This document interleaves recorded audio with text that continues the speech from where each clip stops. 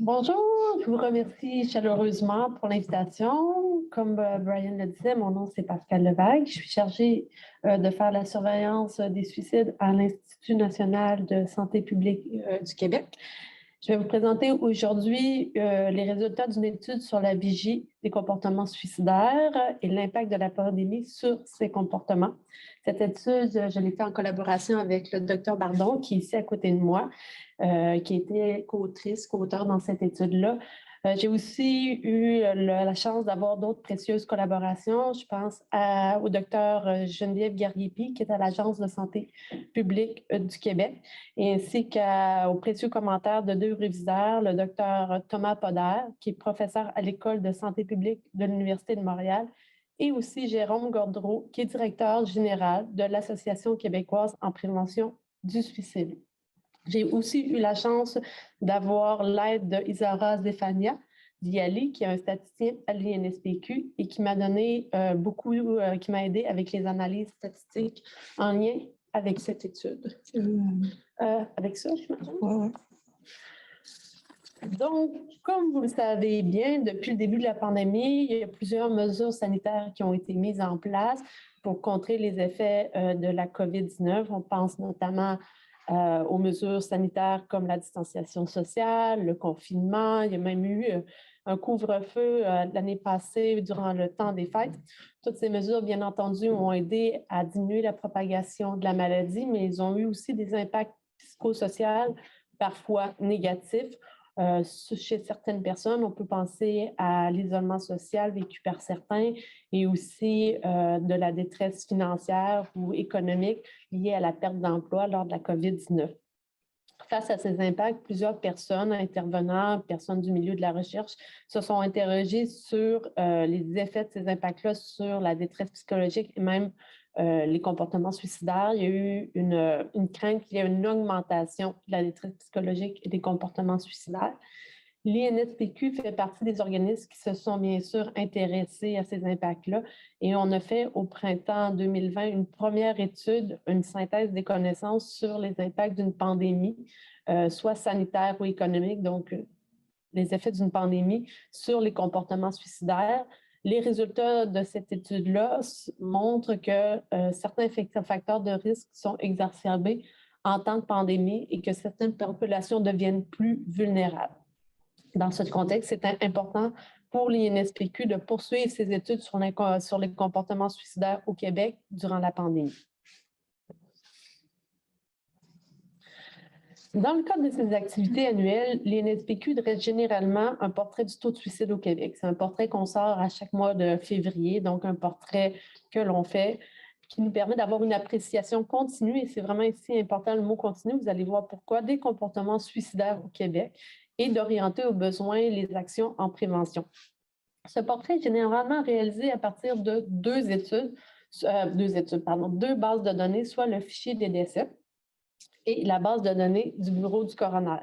Les informations qui sont contenues dans ces bases arrêtent en 2019 pour l'instant.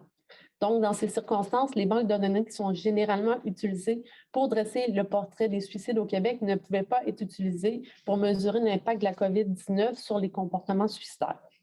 Donc, afin de dresser un portrait plus réactif de la situation actuelle et ainsi aider à appuyer les décisions de santé publique à l'aide des données les plus récentes possibles, nous avons mis au point au printemps 2020 un mécanisme de vigie sur les comportements suicidaires. Je vais vous montrer un peu qu'est-ce que c'est la vigie, mais en fin de compte, on peut dire que c'est un ensemble d'actions qui sert à détecter rapidement des menaces à la santé et à mettre en œuvre des interventions efficaces pour contrer cette menace-là. Elle nécessite souvent l'utilisation de banques de données en temps réel, puis l'accès à des informations sensibles. Donc, juste pour vous faire un petit rappel, généralement, l'INSPQ fait des activités de vigie. La vigie, c'est souvent comme vous pouvez le voir dans la diapositive, c'est une appréciation continue. Donc, on regarde à très long terme les variations dans le temps d'un problème de santé qui est récurrent, si on veut dire, et qui s'inscrit dans des activités qu'on peut voir suivre les tendances sur plusieurs années. La vigie nécessite, la surveillance ne nécessite pas nécessairement d'avoir des données à très, très court terme. Souvent, les données, on a quelques années de retard. On peut prendre des années, on peut prendre des banques de données qui ont, par exemple, 1 ou 2 années de retard, mais comme c'est une appréciation continue, ça n'a pas beaucoup d'impact sur nos activités. Tandis que la vigie, ça sert vraiment à regarder un problème qui vient d'apparaître, qui est une menace réelle en temps très, très direct. Et comme je vous le disais, souvent, ça nécessite l'accès à des banques de données qui ne sont pas généralement utilisées en surveillance parce que ces banques de données-là sont en temps réel et ont des données très, très, très sensibles.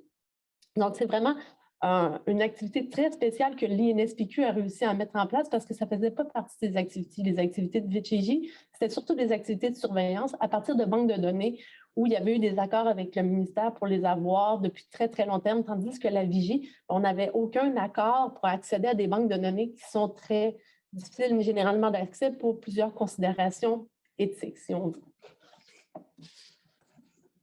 Donc, on a eu, comme je vous le disais, on a eu accès à des vigies qui sont accessibles seulement, sont généralement pas accessibles. On les avait à l'INSPQ, mais on n'y avait pas accès. Je vais vous montrer dans la méthodologie la banque de données qu'on a utilisée, puis comment on a réussi à l'avoir. Donc, comme je vous le disais, c'est la première fois que l'INSPQ réussit à faire une activité de vigie au Québec. Puis cette activité de vigie-là se fait surtout à partir d'une banque de données qui a été utilisée pour regarder les visites aux urgences en raison de comportements suicidaires. On a aussi utilisé la banque de données pour regarder l'impact de la potentielle de la COVID-19 sur les visites aux urgences. Donc, voir s'il y avait eu là, des variations dans les comportements suicidaires pendant la pandémie.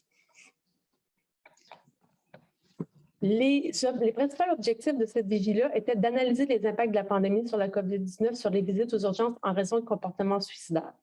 Pour réaliser ces objectifs-là, on a fait 4 choses. On a regardé premièrement les tendances annuelles et mensuelles. Donc, on a regardé comment les comportements suicidaires variaient depuis plusieurs années. Puis ensuite, on est allé faire un close-up. On est allé voir si mensuellement, en raison de la pandémie, il y avait eu des variations plus importantes dans les comportements suicidaires puis les visites aux urgences en raison de comportements suicidaires. Ensuite, on est allé voir la répartition selon le sexe et l'âge. Donc, on est allé voir comment se distribuaient les groupes d'âge puis le sexe pour les comportements suicidaires puis les visites aux urgences en raison de ces comportements suicidaires-là. Ensuite, on a regardé la gravité des visites aux urgences. Puis ensuite, on a aussi regardé si les visites aux urgences se différenciaient selon l'indice de défavorisation matérielle et sociale. Donc, pour réaliser cette vigie-là, on a reçu une autorisation du ministère de la Santé et des Services sociaux qui est d'utiliser une banque de données qui s'appelle la SICDU. La SICDU, c'est le système d'information de gestion des urgences, qui est en fin de compte une grosse banque de données, puis qui nous permet d'avoir vraiment l'ensemble des informations pour les personnes qui se présentent aux urgences, dans les urgences du Québec, et également de savoir les soins que cette personne a reçus lorsqu'elle se présente aux urgences. C'est une banque de données du ministère et le ministère, en raison de la menace potentielle de la COVID-19, nous a donné accès à cette banque de données-là. Cette banque de données-là, elle était versée à l'Infocentre, donc à l'INSPQ. L'INSPQ reçoit des données quotidiennes, est alimentée quotidiennement Puis nous, qu'est-ce qu'on est allé faire? C'est que dans le cadre de notre activité, on est allé extraire une partie des données qui se trouvaient à l'Infocentre pour avoir une période d'observation qui allait de 2014, donc la première année où la SICDU a des données, jusqu'en août 2021, donc le plus proche possible où on pouvait faire une extraction de données. Donc, ça nous a permis d'avoir une fenêtre d'observation de 2014, première année où il y a des données dans la SICDU, jusqu'en août 2021. Dans la SICDU, il y a plusieurs variables. La variable qu'on a utilisée, c'est raison de la visite. C'est une variable qui nous permet de savoir pourquoi la personne s'est présentée à l'hôpital. Puis, parmi ces raisons-là, il y a 2 raisons qui nous intéressaient plus particulièrement. C'est la personne s'est présentée à l'hôpital en raison d'une tentative de suicide et la personne s'est présentée à l'hôpital en raison d'idéation suicidaire. Donc, la variable raison de la visite est utilisée, regardée pour mesurer les comportements suicidaires qui ont nécessité des visites aux urgences. Donc, pour réaliser nos objectifs, nous avons premièrement regardé les tendances annuelles des visites aux urgences en raison de comportements suicidaires. Donc, on a regardé pour 2014 à 2020, qui est comme la dernière année complète, comment les comportements suicidaires qui ont nécessité des visites aux urgences se distribuaient d'année en année. Ensuite, nous avons fait une deuxième type d'analyse qui fait qu'on a regardé des tendances mensuelles. Donc, comme je vous disais tantôt, on a fait un close-up sur les tendances mensuelles. On a pris juste de 2019 à 2021. On a pu rajouter une année qui n'était pas une année complète, qui est 2021. Puis pour l'année 2021, ben, on avait 8 mois environ, 8 mois, jusqu'au mois d'août. Donc, on a pu regarder jusqu'en août comment les visites aux urgences en raison de comportements suicidaires se distribuaient. On a aussi voulu voir qu'est-ce que l'effet de la pandémie sur les visites aux urgences. Quand je dis visites aux urgences pour comportement suicidaire, il faut que vous entendiez idéation suicidaire et tentative de suicide. C'est comme le mot pour l'ensemble, si on veut. Donc, on a voulu voir si la pandémie avait changé le pattern, si on veut, des visites aux urgences en raison de comportements suicidaires. Puis, on a fait une première série d'analyses exploratoires. Je dis ici exploratoire parce qu'on est dans un contexte de vigie. Il faut se rappeler que dans un contexte de vigie, il y a tout le temps une amélioration continue des méthodes utilisées pour faire nos analyses. Donc là, c'est vraiment exploratoire. C'était une première approche qui va, dans les prochaines années, probablement se raffiner. Donc, on a fait une première série de type exploratoire pour essayer de voir si la pandémie avait eu un rôle à jouer sur les visites aux urgences. En fin de compte, on est allé voir si les visites aux urgences avaient été perturbées en raison de la pandémie pour l'année 2021-2020. On est allé aussi voir si en 2019, il y avait aussi des perturbations pour ne comparer, en fin de compte, les 3 années, les perturbations au niveau mensuel. Donc, on est allé voir s'il y avait des mois où il y avait eu des perturbations dans les comportements suicidaires qui ont nécessité des visites aux urgences. Puis, on est allé comparer s'il y avait eu autant de perturbations dans une année précédant la pandémie que pendant la pandémie. Finalement, on a aussi regardé les visites aux urgences pour des comportements suicidaires selon diverses variables sociodémographiques. Je parle ici du sexe, de l'âge et de la sévérité des visites. On a aussi regardé les comportements suicidaires en fonction de l'indice de défavorisation sociale et matérielle. Je vais vous présenter maintenant les résultats. Donc, les premiers résultats, c'est vraiment l'évolution dans le temps. Donc, comment, depuis plusieurs années, ça se comporte. Donc, si on regarde maintenant, premièrement, pour les tentatives de suicide, si on regarde les taux annuels, donc année après année, la première chose qu'on peut voir, c'est que les tentatives de suicide ont diminué au Québec entre 2014 et 2019. Là, je parle juste des années avant la pandémie. Toujours préciser que, excuse-moi, mais toujours préciser que c'est les visites aux urgences pour tentatives de suicide. Ce n'est pas la quantité totale de tentatives de suicide faites dans la population, parce qu'on a vu dans la présentation précédente qu'une grande partie des gens qui ont des idéations suicidaires ou qui font des tentatives de suicide n'appellent pas les services de secours et ne vont pas chercher de l'aide. Là, c'est vraiment un sous-segment spécifique de la population. Oui, effectivement. Excuse-moi. Non, il faut vraiment le rappeler tout le long. Oui. Chaque fois qu'on va parler des tentatives et des idéations, c'est toujours des visites aux urgences pour cause de. Il faut vraiment garder ça en tête quand on voit les chiffres. Oui, effectivement. Et les variations qui viennent avec. Oui, effectivement. Donc, qu'est-ce qu'on peut voir, c'est qu'il y a vraiment une diminution des visites aux urgences pour tentatives de suicide depuis 2014. Et cette diminution-là s'est fait autant ressentir chez les hommes que chez les femmes. On voit néanmoins que le taux de suicide chez les femmes a toujours resté plus élevé que chez les hommes. On voit aussi que cette diminution-là, en 2020, elle a continué. Donc, durant l'année pandémique, on voit que la diminution qui était observée pour la période pré-pandémique a continué pendant la période per-pandémique. Maintenant, si on regarde à peu près la même chose, mais pour les idées suicidaires, on voit que les idées suicidaires pour la période pré-pandémique, donc 2014, les visites aux urgences pour la période pré-pandémique 2014 à 2019, elle a augmenté, autant chez les hommes que chez les femmes. Puis malgré qu'on ne le voit pas très bien sur ce graphique-là, on voit que les idées suicidaires sont toujours plus élevées chez les hommes que chez les femmes, là. Pas beaucoup, mais la ligne qui est en bleu est toujours plus élevée que la ligne qui est en rouge. On voit que cette tendance-là, pré-pandémique, a été brisée en 2020, puis qu'en 2020, il y a eu une diminution des visites aux urgences en raison d'idéation suicidaire. Là, comme on le voit bien, là, ça le fait comme une cassure ici en 2020. Comme je vous le disais tantôt, on a fait une espèce de close-up pour regarder vraiment plus là, au niveau fin. On a fait des analyses plus fines. On est allé voir les variations mensuelles, donc le taux de visite aux urgences à chaque mois pour une année pré-pandémique qu'on considérait comme une année de comparaison.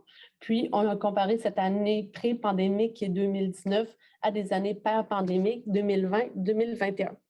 Ça reste des études exploratoires qui demandent à être raffinées, comme je vous le dirai un peu plus dans mes limites.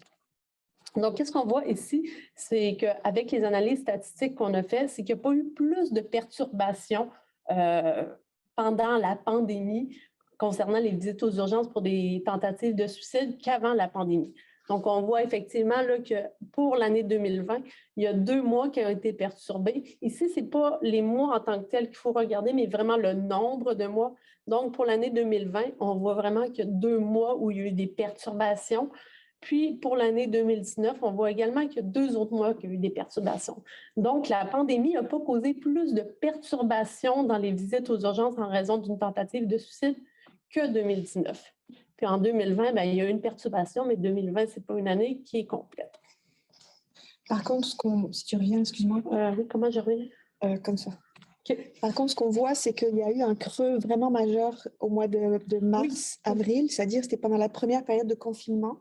Le nombre de visites aux urgences pour tentatives de suicide, puis on va voir la même chose pour les idéations suicidaires, a vraiment fait un drop pendant cette période-là, puis tranquillement remonté au niveau pré-pandémique en palier à peu près jusque depuis cette période-là. Donc, la deuxième période de confinement n'a pas eu le drop aussi fort au niveau des visites que la première période, et puis c'est vraiment en train de revenir.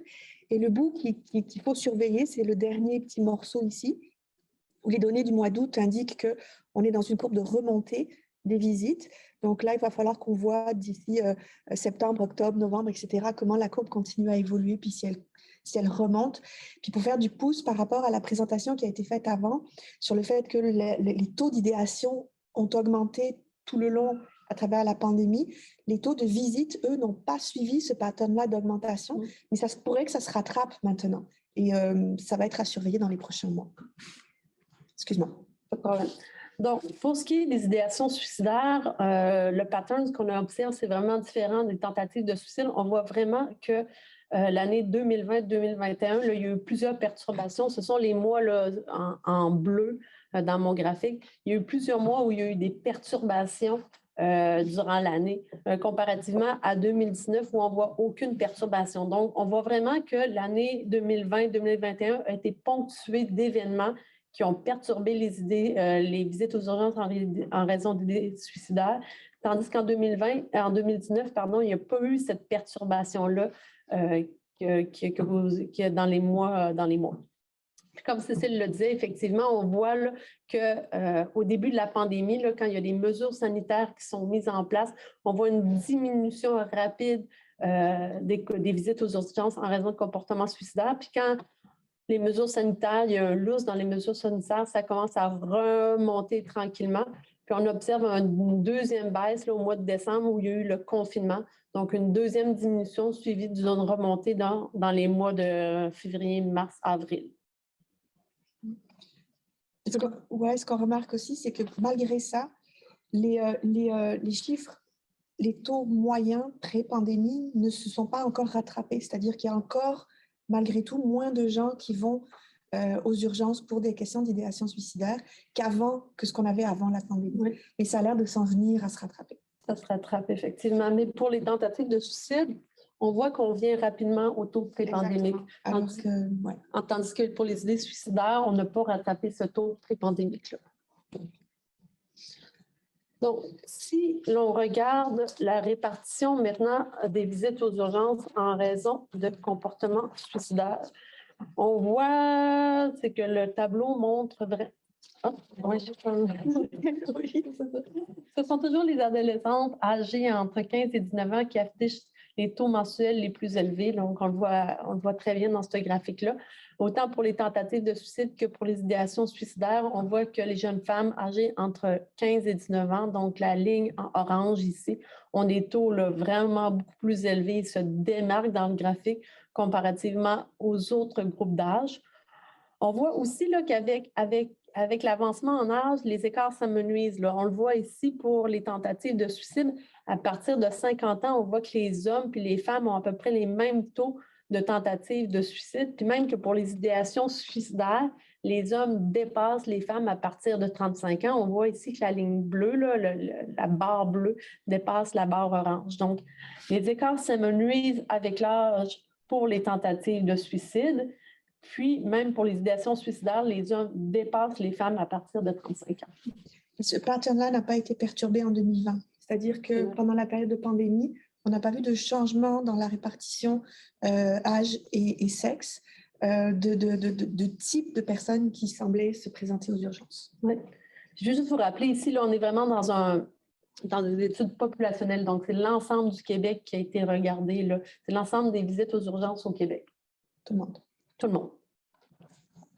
Maintenant, si on regarde la sévérité des visites aux urgences en raison de comportements suicidaires, on a utilisé deux variables pour regarder la sévérité. La première variable, c'est l'échelle de priorisation canadienne au triage. Quand la personne se présente à l'urgence, elle est vue par une infirmière qui lui passe une échelle qui lui pose des questions selon une échelle standardisée pour savoir si son état de santé est très urgent ou même nécessite une réanimation, ou très urgent, urgent, moins urgent ou non urgent. Donc, c'est une échelle. Donc, l'infirmière réussit, en posant des questions, à classifier cette personne-là qui se présente aux urgences selon 5 niveaux. Puis, qu'est-ce qu'on voit? C'est que la majorité des personnes qui se présentent aux urgences, là, donc plus de la moitié des personnes qui se présentent aux urgences pour une tentative de suicide ont un niveau très urgent. Donc, puis environ un peu moins de la moitié pour les idéations suicidaires, un peu moins de 50% sont classés aussi au niveau 2 qui sont très urgents. On voit que pour les idéations suicidaires, là, il y a aussi environ un peu moins de la moitié qui sont au niveau 1, au niveau 3, pardon, qui est classé urgent. Donc, on peut dire quand même que les personnes qui se présentent aux urgences pour des idéations suicidaires ou des tentatives de suicide, là, la sévérité de leurs conditions là, nécessite une prise en charge assez rapidement. Puis on voit ici que la répartition la répartition n'a pas changé entre 2019 et 2020. Donc, on voit à peu près le même pattern au niveau de la condition physique des personnes qui se présentent aux urgences pour des idéations suicidaires ou des tentatives de suicide. La deuxième variable qui a été utilisée, c'est l'orientation de départ. Donc, une fois que la personne est aux urgences et qu'elle a été prise en charge, on la retourne soit à la maison, on la réfère à d'autres soins, mais on peut aussi l'orienter dans un centre hospitalier. Donc, on émet l'hypothèse que les personnes qui s'en vont dans des centres hospitaliers, on nécessite une prise en charge plus longue, donc une condition physique plus sévère que d'autres personnes qui seraient de retour à la maison. Qu'est-ce qu'on voit? C'est qu'il y a environ là, entre 20 et 25 26 des personnes qui se présentent pour tentative de suicide ou des idéations suicidaires qui sont transférées dans un centre hospitalier. C'est un peu moins élevé pour les idéations suicidaires, puis un peu plus élevé pour les tentatives de suicide. Puis on voit que la pandémie n'a pas changé ce pattern-là. Il y a autant eu de personnes en 2019 qui se sont faites, la proportion de personnes qui se sont faites orienter vers un centre hospitalier est restée quasiment similaire. Maintenant, je vais laisser Cécile, qui est l'experte en la matière, parler de ça. On avait les indices de défavorisation sociale et matérielle utilisés par l'INSPQ. Donc, on s'est dit, est-ce que, justement, on peut voir des tendances de répartition des visites aux urgences, toujours pour idéation suicidaire et tentative de suicide, en fonction de l'indice de défavorisation, et avec l'idée de se demander aussi si l'arrivée de la pandémie avait peut-être bousculé l'effet que ça pouvait avoir, que les indices de défavorisation pouvaient avoir sur les visites. Et ce qu'on voit sur les graphiques qu'on a pu produire, donc on s'est arrêté à 2020 ici encore, parce qu'on l'a fait sur les années complètes et non pas sur des variations mensuelles pour ce graphique-là. Ce qu'on peut voir ici, c'est que nos fameux gradients, nos fameux 5 quintiles de répartition de la population, donc chaque quintile comprend 20% de la population en fonction de l'écart de revenus et de richesse entre les personnes qui appartiennent à ces quintiles-là. Ce qu'on voit, c'est que la ligne bleue pâle, là, c'est la ligne du quintile le plus défavorisé, donc c'est les 20% de la population les plus défavorisés, a des taux de visite aux urgences beaucoup plus élevés que le quintile suivant. Donc les 40% les plus défavorisés, entre guillemets, de la population, on voit un effet marqué du gradient social, alors que pour les 3 quintiles les plus favorisés, on va dire celui du milieu puis les 2 supérieurs, en fait, l'effet se voit très peu, en fait, et complètement, les lignes sont complètement mélangées. Donc, pour les tentatives de suicide. Pour les idéations, on a l'impression que le pattern... Ça, c'est tentative de suicide aussi, mais défavorisation matérielle, excusez-moi. Défavorisation sociale, défavorisation matérielle, l'effet est moins net des 5 quintiles, justement, de défavorisation, mais il reste quand même que les personnes qui appartiennent aux 2 quintiles les plus défavorisés se retrouvent au-dessus de la ligne. Donc, ça veut vraiment dire que les personnes qui vivent en situation de défavorisation sociale et matérielle ont plus de risques de se retrouver aux urgences pour une tentative de suicide que le reste de la population. En ce qui concerne les idéations suicidaires, on voit que la répartition selon les quintiles est beaucoup plus claire, c'est-à-dire que nos 5 lignes sont beaucoup plus différentes les unes des autres et séparées vraiment dans l'ordre des personnes les plus favorisées vers les personnes les plus défavorisées, même si l'effet reste plus marqué envers les deux quintiles. Et ça, c'est les indices de défavorisation sociale et indices de défavorisation matérielle. Et ces tendances-là n'ont pas été perturbées du tout par l'année de pandémie, c'est-à-dire que la répartition des proportions de visites aux urgences restent les mêmes malgré le phénomène de la pandémie. En ce qui concerne les taux mensuels, évidemment, les variations sont beaucoup plus grandes parce qu'on a des unités de mesure qui sont plus étroites, mais on voit aussi que notre répartition se maintient, où on avait les personnes en situation de défavorisation qui sont en haut et ainsi de suite avec les jusqu'en bas.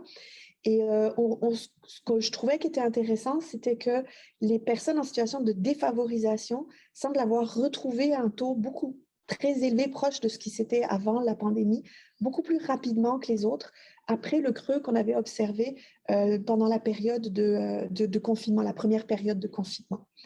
Mais sinon, pour les autres, c'est difficile pour l'instant de dégager un pattern par rapport à la défavorisation sociale.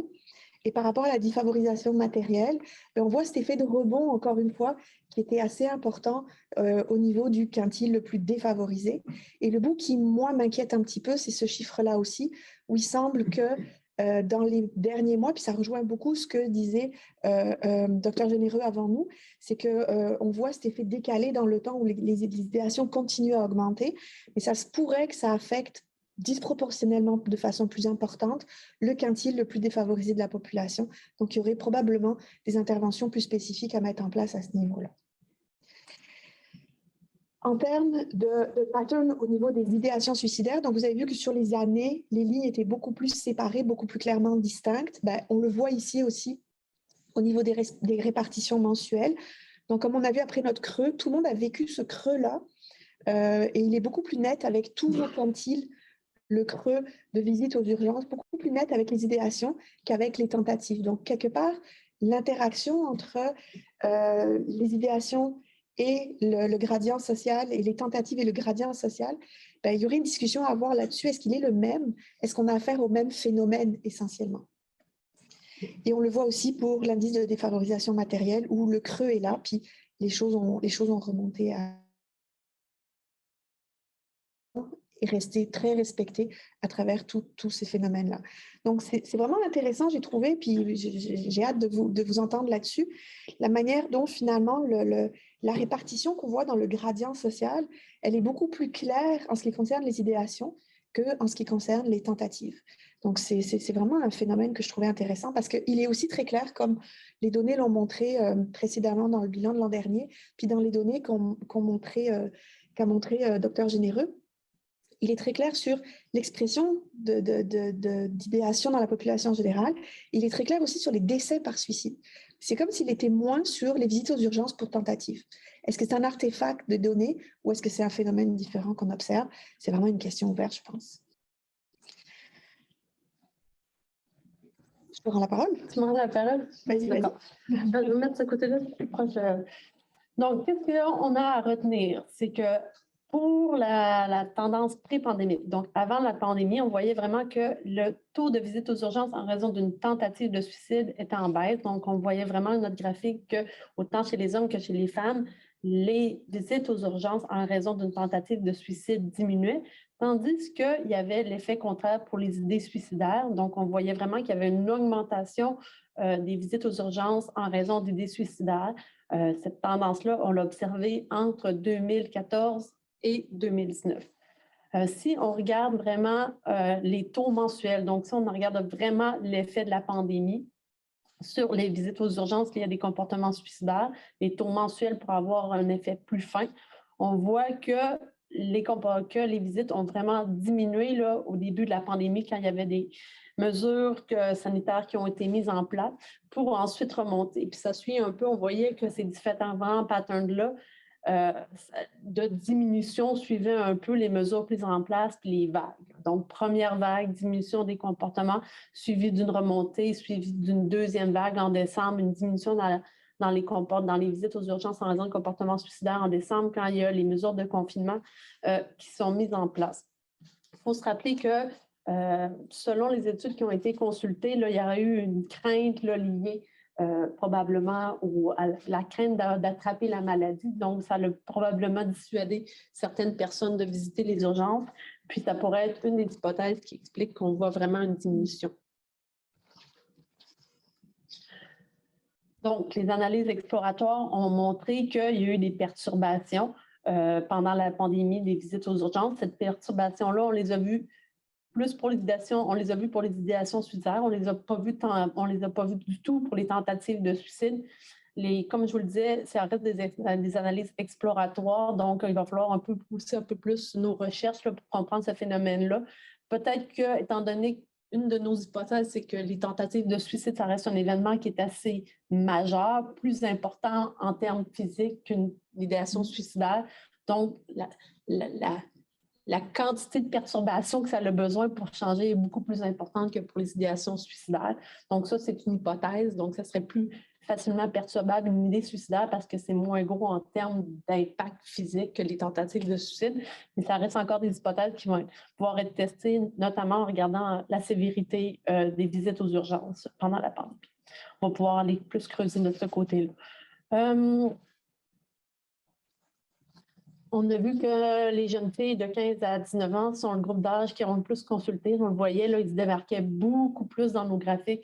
Donc, c'est vraiment celles qui se présentent le plus aux urgences, et ça, autant pour les tentatives de suicide que pour les idées suicidaires. On voit néanmoins qu'à partir de 35 ans, ce sont les hommes qui sont plus à risque, donc qui dépassent les femmes pour les idées suicidaires qui ont nécessité une visite aux urgences.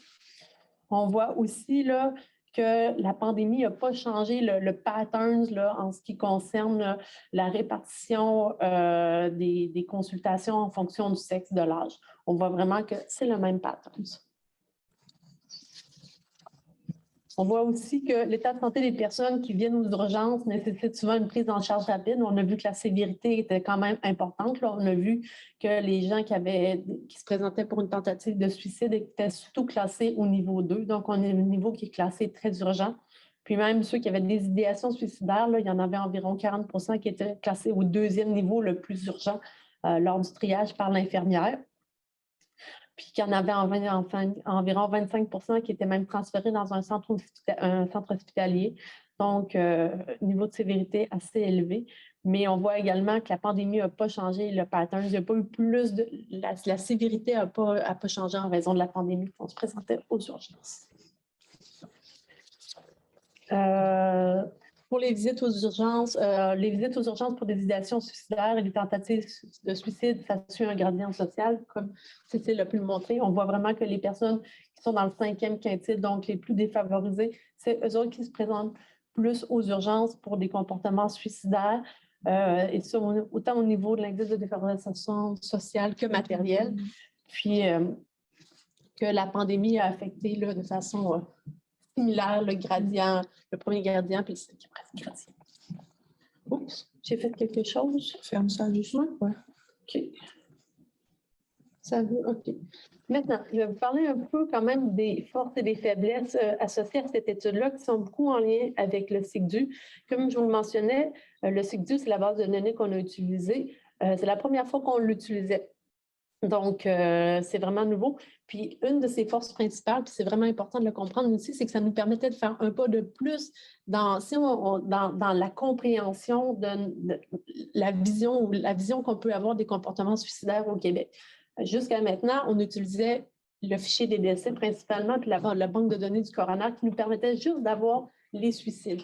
Ensuite, on a pu, dans nos derniers rapports, utiliser une autre banque de données qui est Medeco, qui est les hospitalisations pour des comportements suicidaires, mais c'était juste les tentatives de suicide.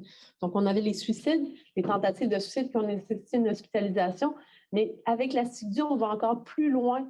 Puis là, on a réussi pour la première fois à avoir des données populationnelles, donc pour l'ensemble du Québec sur les idéations suicidaires. Donc ça, c'est vraiment une première, et les tentatives de suicide. Fait que de plus en plus, on est capable d'aller chercher à travers nos bases de données médico-administratives des informations qu'on n'avait pas dans le passé pour essayer de voir les comportements suicidaires. Comme on a vu dans votre présentation, c'est sûr que ce n'est pas toutes les personnes qui se présentent. Ce n'est pas toutes les personnes qui vont consulter dans un centre hospitalier. On voit qu'il y en a effectivement juste 50 %, mais quand même, l'utilisation de cette banque de données-là nous donne un pan de plus là, dans notre compréhension du phénomène. C'est une banque de données qui est en temps réel. Si on avait pu, on aurait pu vous présenter des données pour hier ou même aujourd'hui. C'est juste qu'à un moment donné, nos analyses, il faut qu'ils roulent avant. Mais on voit vraiment, là, donc c'est vraiment en temps réel. On est capable de faire une extraction du jour au jour. Puis on voit aussi que la SIGDU, elle répond bien, là, elle est sensible aux divers événements qui ont eu lieu durant la pandémie, notamment. Si on n'avait pas vu de diminution dans les changements des visites aux urgences pour comportement suicidaire, on se serait posé des questions. Puis même dans les visites aux urgences, en général, on voit vraiment qu'elle est capable, là, elle est assez bien remplie, si je peux dire, pour qu'on puisse dire que les données sont robustes au niveau de la puis assez sensibles. Puis, ça nous permet aussi d'avoir des informations supplémentaires sur la sévérité. Donc, on va chercher pas juste les idéations suicidaires, les tentatives de suicide, mais on est capable aussi de savoir si c'est sévère ou non, puis même d'aller voir éventuellement le diagnostic. Ça a quand même quelques limites. On le mentionnait, ce n'est pas tout le monde qui a des comportements suicidaires qui vont dans les urgences. Donc, on n'a pas l'ensemble des comportements suicidaires, malheureusement. On peut avoir une certaine difficulté à détecter les comportements suicidaires aux urgences. On pense que personne, peut-être, on ne le sait pas encore, mais aussi, ça veut dire une analyse supplémentaire qu'il y a des personnes qui auraient pu être classées, par exemple, au niveau de la dépression ou de comportements d'automutilation. Donc, probablement qu'on échappe à une partie des personnes qui ont des comportements suicidaires. On doit sous-estimer nos visites aux urgences en raison de comportements suicidaires. Une autre limite, c'est que la SIGDU n'utilise pas la classification internationale des maladies. Généralement, quand on regarde les suicides ou les tentatives de suicide, on utilise une classification qui nous permet d'avoir vraiment des informations sur les moyens utilisés, entre autres. Puis en plus, ça nous permet de faire des comparaisons avec d'autres pays parce que c'est une classification qui est internationale. Donc, tout le monde classe un peu pareil les comportements suicidaires. Je dois me dépêcher. Oui, vous avez dépassé le temps un peu. Donc, est-ce que tu veux finir? Non, c'est bon. La conclusion rapide, en fait, c'est toutes des choses qu'on a déjà dit, je pense. En fait, ce qu'on voit globalement, c'est que pour la première fois, on a été capable de voir des tendances sur plusieurs années.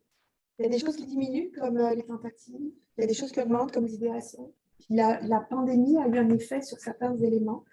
Ça a eu un effet de diminution des visites pour les idéations. On a des analyses complémentaires à faire, mais pour l'instant, il semblerait que la première année et demie de pandémie n'a pas eu un impact majeur, finalement, sur le pattern d'utilisation des urgences pour des comportements suicidaires. La grande conclusion, c'est ça. Ça ne veut certainement pas dire qu'il y a moins de détresse ou qu'il n'y en a pas plus, mais ça ne s'est pas manifesté à travers l'utilisation des services d'urgence. Puis moi, je terminerai en disant aussi qu'on voit aussi que l'urgence reste néanmoins un accès qui est beaucoup utilisé pour les comportements suicidaires. Donc, c'est vraiment important, en temps de pandémie, de dire, vous pouvez aller aux urgences, c'est sécuritaire, il y a des mesures qui sont prises en place. Pour ceux qui utilisent cet accès-là, c'est important que les gens comprennent que c'est un accès sécuritaire et qu'ils peuvent y aller en temps de pandémie. Puis, qu'est-ce qui est intéressant, c'est qu'on voit aussi que c'est quand même un accès qui est privilégié par une certaine partie de la population, là. Tout à fait. Merci beaucoup.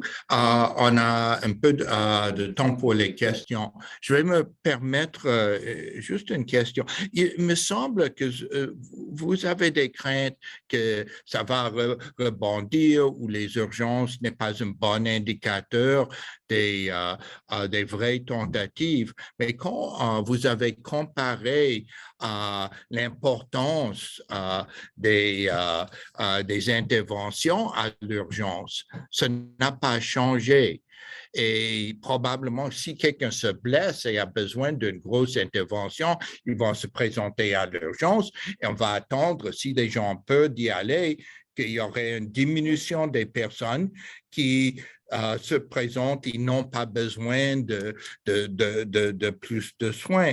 Et je me demande pourquoi vous n'êtes pas plus optimiste et vous ne dites pas que la COVID a eu certains facteurs de protection contre le suicide. La quarantaine a fait en sorte qu'on n'était pas dans des situations stressantes comme les écoles ou le travail. On consomme un peu moins de substances peut-être chez nous que quand on sort. Le fait d'être en famille, on a plus de soutien. Pourquoi vous restez sceptique par rapport à ça? Je te laisse répondre, c'est une question. As-tu une idée? J'ai pas vraiment...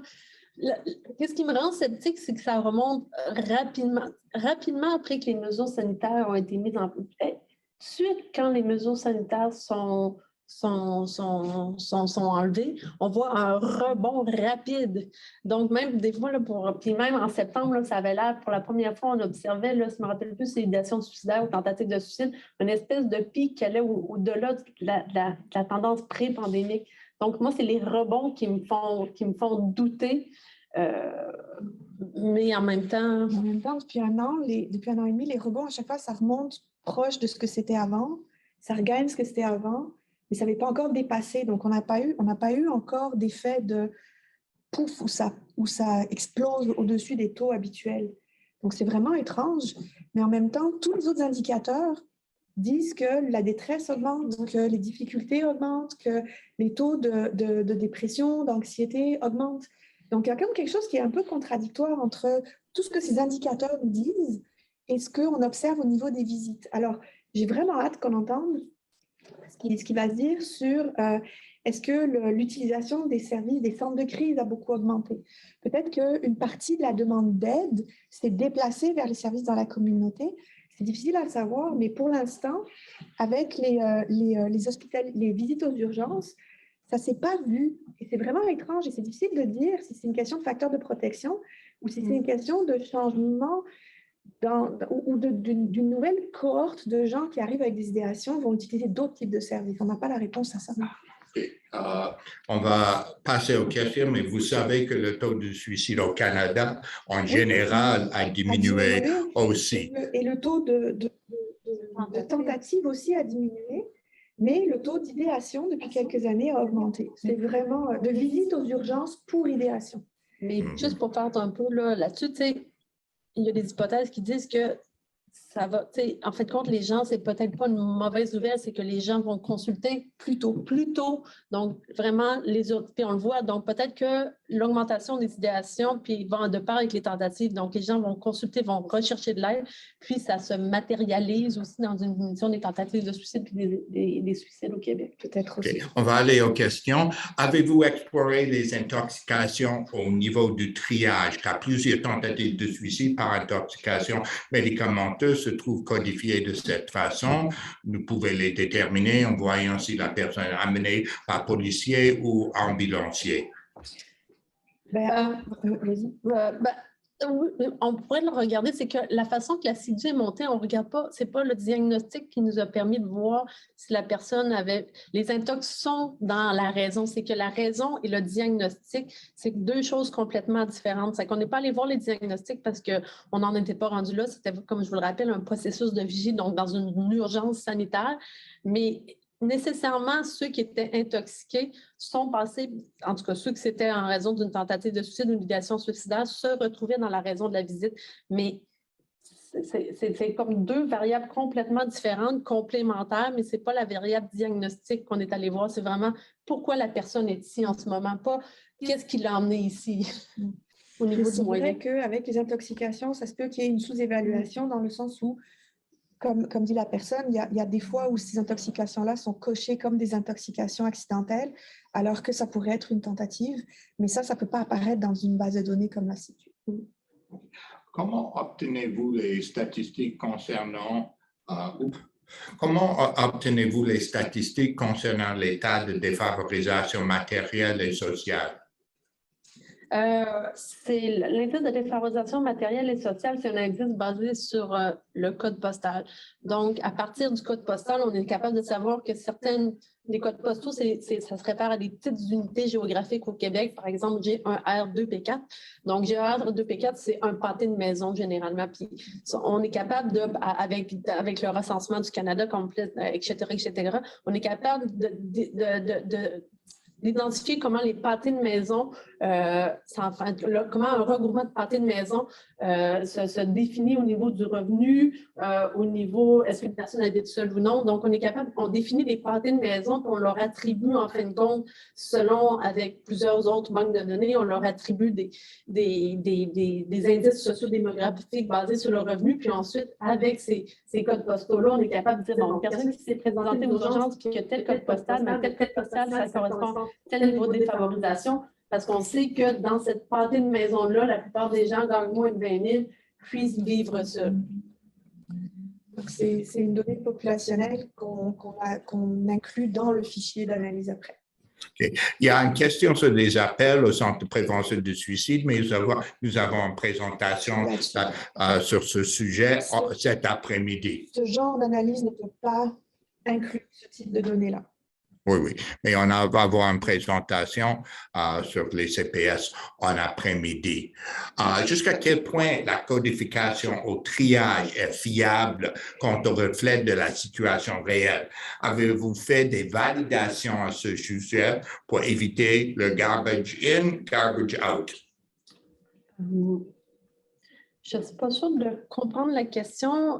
Au triage, c'est vraiment une infirmière. Quand la personne se présente à l'hôpital, il y a vraiment une infirmière qui rencontre la personne et qui remplit un genre de formulaire. Puis comment c'est fait, c'est que si la raison de la visite n'est pas cochée dans l'espèce de formulaire qui est électronique, on ne peut pas aller plus loin dans le processus. C'est une variable qui est nécessaire. Donc, vraiment, il n'y a pas beaucoup, premièrement, de données manquantes parce qu'au niveau du triage, puis comment c'est bâti, on ne pourra pas classer le diagnostic, puis on ne pourra pas aller plus loin dans ce processus-là. C'est sûr que toute personne qui se présente aux urgences est vue par une infirmière. L'infirmière se doit de remplir la visite. Et donc, peut-être que certaines, en tout cas, je ne sais pas si ça répond à la question, mais donc, il y a vraiment comme un processus qui est très standardisé qui nous fait dire que la variable est robuste. C'est fait au sein de l'hôpital, au sein de l'unité d'urgence, donc on n'a pas vraiment le moyen d'aller contrevalider ça avec les données qu'on a pour l'instant. Je pense qu'on a répondu déjà. Est-ce qu'on pourrait se demander si les tentatives sont en diminution parce qu'il y a plus de suicides? Si les taux de suicide baissent, globalement, et que les taux de tentatives baissent aussi, il n'y a pas nécessairement eu de transfert. C'est difficile à dire ce genre de choses-là. Je ne suis pas sûre qu'on soit équipé pour répondre à cette question-là, comme ça, de cette façon-là maintenant. Mais c'est sûr qu'au niveau, le coroner, le bureau du coroner nous émet à chaque mois un portrait des suicides au Québec. Puis le coroner, pour l'instant, ne voit pas une augmentation des suicides. Donc, le coroner nous fait comme une espèce de rapport à chaque mois. Puis pour l'instant, il n'y a pas eu plus de suicides au Québec. pendant la pandémie qu'avant la pandémie. Il y a une question. Je suis surpris de voir que le taux est plus élevé chez les femmes que les hommes, alors que les hommes font plus de suicides létals. Serait-il moins inclin à se présenter à l'urgence? Les hommes se présentent plus souvent à l'urgence pour des idéations et les femmes se présentent plus souvent pour des tentatives. Ça nous a vraiment surpris aussi. Il y a plus d'hommes aux urgences pour des idéations. Et c'est peut-être une des hypothèses qu'on avait, c'est qu'il y a énormément de campagnes de sensibilisation qui ont été faites au sujet des risques suicidaires chez les hommes. Puis on voit que cette tendance de plus d'hommes, c'est avec l'âge aussi que ça apparaît. Donc les hommes de plus de 35, 40 ans, 50 ans. Et ça a vraiment été des grosses cibles de prévention dans lesquelles on a beaucoup travaillé pour dire faites attention les hommes qui ont cet âge-là et qui ont des idéations et ils sont à risque de mourir parce que les taux de suicide sont élevés. Et donc du coup, on peut se demander s'il n'y a vraiment pas un effet positif, entre guillemets, de ces campagnes-là, où on prend très au sérieux des hommes un peu plus âgés qui parlent de suicide et on les amène aux urgences peut-être plus rapidement. C'est une hypothèse, il faudrait la vérifier. Les statistiques pourront-elles servir dans le futur à analyser les suivis offerts aux victimes et leurs impacts? Les suivis hospitaliers, retour à la maison, sont-ils efficaces et bien utilisés? Oui, éventuellement, là, dans mes rêves les plus fous, là, on va pouvoir éventuellement... Cette banque de données-là, elle est autonome, mais elle va pouvoir être jumelée là, au fichier qui s'appelle Médico, donc qui est un suivi des hospitalisations. Donc, on va être capable de suivre, à partir de 2019, on va être capable de suivre la personne vraiment dans son cheminement dans les services de santé. Donc, on va être capable, avec l'accord du ministère, c'est au niveau de la sensibilité des données, là, ça demande quand même un accord du ministère de la Santé et des Services sociaux. Mais donc, on va être capable de le suivre. Éventuellement aussi, on a une nouvelle banque de données qui est comme un jumelage de plusieurs banques de données, le fichier des décès, tous les services donnés par les professionnels de la santé qui est géré par la RAMQ. Donc, ça aussi, c'est une autre banque de données qu'on appelle la banque de données suicide qui va être probablement utilisée pour pouvoir suivre le système de santé, les services de santé offerts aux personnes jusqu'à la sortie là, de l'hôpital, mais même plus là, tout ce qui est travailleur social, etc. Mais c'est du travail de longue haleine à long terme. Mais pour l'instant, ça inclura seulement les services qui sont donnés par le système de santé et sociaux et pas nécessairement les services qui sont non communautaires, qui ne sont pas recensés par ces banques de données-là. Je vais poser une question. Les troubles de santé mentale sont fortement associés à la défavorisation sociale et matérielle. Et il y a d'autres recherches qui ont suggéré que quand on regarde le lien entre défavorisation et indicateur du suicide, que c'est vraiment parce que c'est simplement une surreprésentation des personnes qui ont un trouble mental, parce que la majorité des personnes qui font des tentatives et qui ne meurent pas de suicide ont un trouble mental. Est-ce que c'est quelque chose que vous pouvez essayer de démêler? Peut-être avec le diagnostic, quand on fera des analyses complémentaires, mais dans cette première ronde d'analyse, on n'avait pas les données pour le faire. Mais c'est sûr que quand on va essayer de regarder les liens entre comportement suicidaire et défavorisation de façon plus fine, on a le plan de faire ça dans les prochains mois.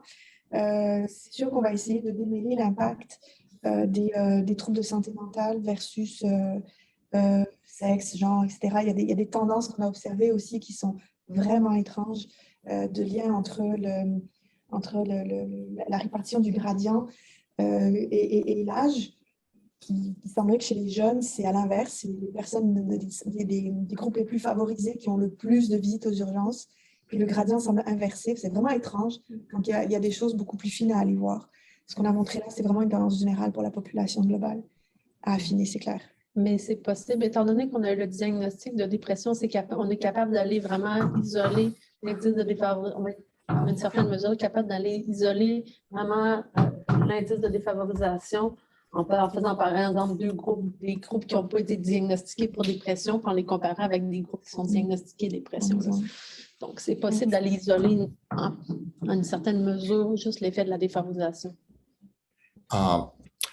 pense que c'est l'autre question qu'on n'a pas Il y a traitée. une jeune dame qui a une question derrière depuis longtemps aussi. Oui, ben en fait, moi, je me demandais, parce que là, on a la mesure de la visite aux urgences, en fait, ça va être au moment du triage que ça se fait. Oui. Est-ce que la banque de données, elle inclut parmi ces gens-là qui ont été pris au triage, ceux qui ont vraiment vu un médecin? Parce que, tu sais, des choses qui peuvent se passer, c'est que la personne va à l'urgence, passe au triage et attend, mais tu sais, après 15 heures, Oui. il y a quand même un risque de perte de patients, puis finalement, ils n'utiliseront pas le service. Oui, effectivement, il y a une variable qui nous permet de savoir si la personne est restée jusqu'à la fin. Dans le cadre de là, c'était très rapide, mais on va être capable, mais si ma mémoire est bonne, c'était un petit pourcentage qui sortait. Mais je le dis sous toute réserve, mais on est capable d'aller voir s'il y a vraiment une variable. Est-ce que la personne est partie avant de voir un médecin? Et il me semble que c'était vraiment une toute partie de la population. Surtout que si on regarde, qu'est-ce qui me fait dire ça aussi, c'est qu'après ça, on a le diagnostic. Donc, si la personne, la proportion de personnes qui n'avaient pas de diagnostic était vraiment très, très, très minime. Donc, c'est sûr que la majorité des personnes ont vu un médecin parce que il faut qu'il ait vu le médecin pour avoir le diagnostic. Merci beaucoup. Merci. Merci.